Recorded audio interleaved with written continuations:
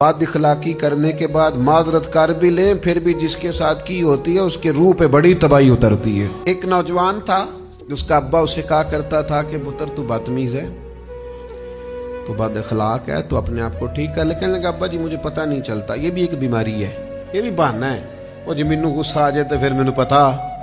ایک اس کا باپ اسے سمجھاتا ہے، کہتا جناب تو آپ کا اخلاق ٹھیک نہیں، تو کہنے لگا ابا جی مجھے پتہ نہیں چلتا، غصے میں بعد میں سوری کر لیتا ہوں، معذرت کر لیتا ہوں۔ تو اس کے باپ نے اسے کہا اچھا بیٹا اس طرح کرنا، جب کسی سے تمہارا اس طرح کا معاملہ ہونا کہ پتہ ہی نہیں چلا بدتمیزی ہوگی تو ایک کیل دیوار میں لگا دینا، اور جب سوری کر لو تو نکال دینا۔